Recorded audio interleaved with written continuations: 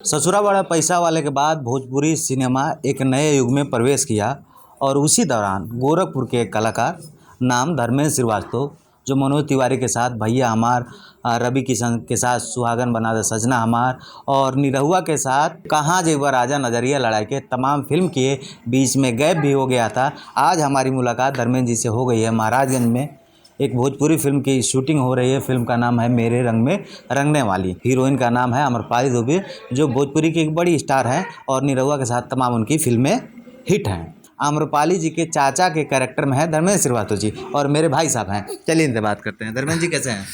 बढ़िया है sir, first क्या क्लास। हाल चाल है और क्या शूटिंग चल रही है यहाँ पे?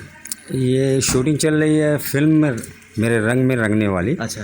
हाँ, इसमें जय यादव जी हीरो हैं और आम्रपाली दी। अच्छा, सबसे पहले तो मेरा सवाल ये है धर्मेंद्र जी, भैया हमार मनोज तिवारी की फिल्म, रवि किशन की सुहागन बना सजना हमार और निरहुआ की कहाँ जेवर राजा नजरिया लड़ाई के, उस दौरान में भोजपुरी जब पीक पॉइंट पे थी तब आपका एक नाम मार्केट में आ गया था और कहाँ जेवर राजा नजरिया लड़ाई में आपका जो सीन था लोगों को इमोशनल कर दिया था जी, उस्मान और गोरखपुर। एकदम जो है आप उठ गए थे, फ्लो पे हो गए थे और तमाम लोग जो पूर्वांचल के कलाकार उभर रहते थे उसमें एक नाम आपका था धर्मेंद्र श्रीवास्तव का। तो धर्मेंद्र श्रीवास्तव बीच में कहाँ गायब हो गए थे बताइए? उसके बाद भी सर मैंने काम किया। अच्छा। उसके बाद रंगीला बाबू किया। बीच में थोड़ा गैप हुआ था क्योंकि उस बीच हमारे गार्जियन, हमारे पिताजी का स्वर्गवास हो जाने के बाद अच्छा। थोड़ी जिम्मेदारी बढ़ गई थी। एक तरह से फैमिली प्रॉब्लम। जी जी जी, सिचुएशनल जो है प्रॉब्लम हो गया था और 2 सिस्टर भी कितने थी। साल का गैप लग गया बीच में?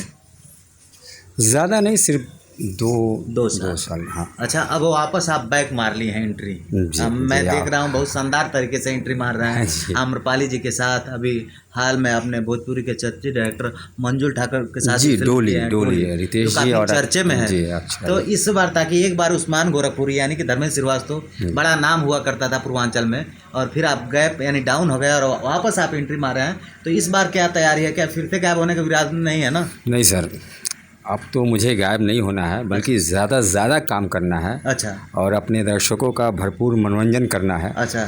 मुझसे कई लोग सवाल करते हैं सर आपकी फिल्में कब आएंगी, और मुझे बहुत लगता था। अच्छा।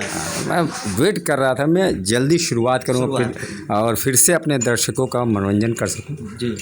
तो फिर मैं लगा और इधर मैं आप लोग की दुआ से हाँ फिल्में लगातार कर रहा हूँ जी। इधर मेरी ये 8वीं फिल्म है। 8 लगातार फिल्म कर रहे हैं आप? जी सर। अच्छा। हाँ, जिसमें 7 कंप्लीट हो गई है। हाँ। 2 रिलीज़ पे है। अच्छा। ये मैं तेरा आशिक जिसमें अंकुश राजा जी हीरो हैं। अच्छा। इसमें काफ़ी महत्वपूर्ण किरदार है मेरा। जी। बॉस करके कैरेक्टर का नाम है। और इसमें भी बहुत शानदार जी जी जी, इसमें मैं आम्रपाली दुबे जी के चाचा का कैरेक्टर कर रहा हूँ। पारिवारिक गार्जियन है आम्रपाली दुबे के। हाँ? जी जी जी, इसलिए कुर्ता भी पहने हैं। अभी तो गमछा भी डालना है। धर्मेंद्र जी, एक मेरा सवाल यह है कि कहा जाता है भोजपुरी इंडस्ट्री जो है उसमें सिंगर जो है हीरो बन जाता है, जी, लेकिन और भी तमाम लोग हैं अच्छे खासे एक्टर हैं, उनकी अच्छी खासी पर्सनालिटी है, अच्छा खासा एक्टिंग करते हैं, उनको नहीं मौका मिला जाता है। ये पहली बात होगी। दूसरी बात यह है कि कहा जाता है कैरेक्टर आर्टिस्ट, ताकि आप कैरेक्टर रोल ज़्यादा करते हैं, कैरेक्टर रोल के जो एक्टर होते हैं उनको बहुत स्ट्रगल करना पड़ता है, ताकि आपके भी जीवन में कहीं ना कहीं ये माहौल एक समय आया होगा। तो कैसे देखते हैं आप इसको? नहीं सर, स्ट्रगल तो है। अगर आप टैलेंटेड नहीं हैं और आप काम मांगने की कोशिश करते हैं जी, तो आपको काम मिल जाना ही बहुत बड़ी बात होती है। बहुत बड़ी बात। हाँ, उसमें आप पैसे की उम्मीद नहीं कर सकते हैं। अच्छा। हाँ, लेकिन अगर आप अपने आप को प्रूव कर देते हैं कि नहीं मैं अच्छा आर्टिस्ट हूँ, तो आपको वो लोग प्रोफेशनल ट्रीट करते हैं, अच्छे से व्यवस्था देते हैं। हाँ। फिर पेमेंट भी करते हैं। वो अलग बात है, किसी मैक्सिमम, किसी मिनिमम, किसी मीडियम में। हाँ, बजट के ऊपर डिपेंड करता है। अच्छा बजट है तो अच्छा पेमेंट मिल जाता है, थोड़ा छोटा बजट है तो थोड़ा। अच्छा, कोरोना काल के बाद लगातार पूर्वांचल में फिल्मों की शूटिंग हो रही है। एक तरह से कहें कि पूर्वांचल का कोई ऐसा जिला नहीं है जहाँ में भोजपुरी के हीरो हीरोइन नहीं आ रहे हैं।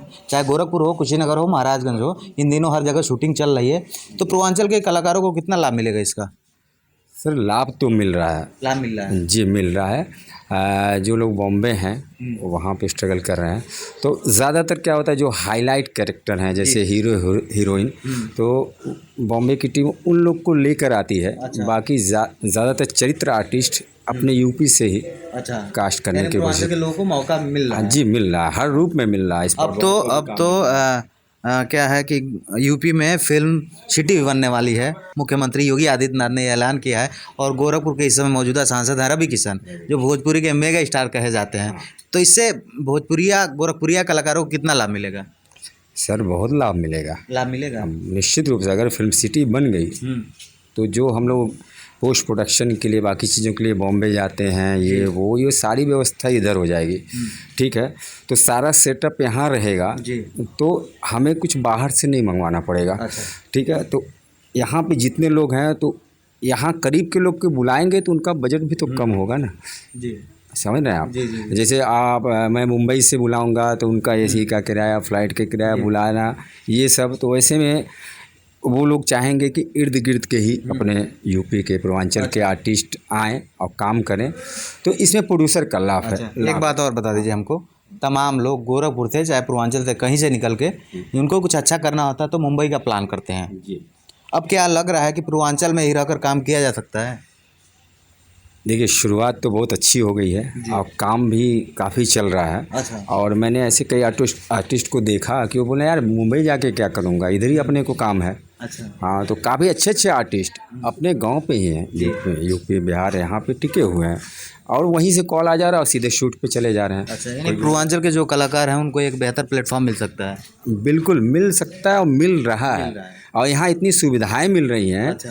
जैसे सब्सिडी भी मिल रहा है, ऐसा। तो जो ये भोजपुरी वाले ज़्यादातर इधर ही भाग के आ रहे हैं। जी, तो उससे सबको लाभ देखा भी जा रहा है। जी, और सबको लाभ मिल रहा है। टेक्निकल लोगों को भी लाभ मिल रहा है, जैसे स्पॉट बॉय हुए, किचन डिपार्टमेंट हुआ, लाइट से रिलेटेड अपने आसपास भी लाइट्स हैं तो वो लोग यहीं से हायर कर लेते हैं। कुछ लोग, हाँ, काफ़ी लोग अभी रोज़गार बढ़ा है। कोरोना में तो सारी शूटिंग वगैरह बंद थी तो काफ़ी लोग। आपका कितना रोजगार बढ़ा है ये बताइए?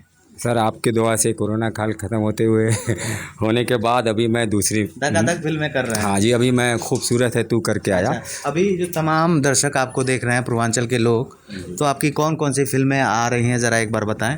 जी, मेरी फिल्म आ रही है डोली, जिसमें रितेश पांडे जी, अक्षरा सिंह जी हैं। बहुत ही महत्वपूर्ण किरदार है मेरा उसमें। मैं रितेश पांडे जी का चाचा बना हूँ। ठीक है, उसके बाद दिल धक धक करे आ रही है जिसमें कल्लू जी हैं और मैं तेरा आशिक अंकुश राजा जी के साथ।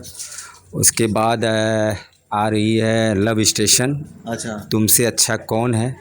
हाँ, और अभी एक और फिल्म आ रही है जो इस फिल्म के हीरो हैं जय यादव। वो फिल्म मैंने किया था दिल मिल गए। उसमें मैंने हीरोइन के फादर का कैरेक्टर किया और उसमें भी डबल शेड है, आधी जवानी आधी बुढ़ौती, जो डोली में भी है। हाँ, ये जवानी और बुढ़ापे की बात कर रहे हैं, आप अपने आप को क्या महसूस करते हैं, जवान है या बुढ़ापा? देखिए आर्टिस्ट हूँ सर, हमेशा जवान रहने की कोशिश करता हूँ, जवान ही समझता हूँ। जी, हम कलाकार सर का गीली माटी की तरह होते हैं, जिस सांचे में आप ढालिएगा वही आकार ले लेंगे। धर्मेंद्र जी बहुत बहुत धन्यवाद हमसे बात करने के लिए।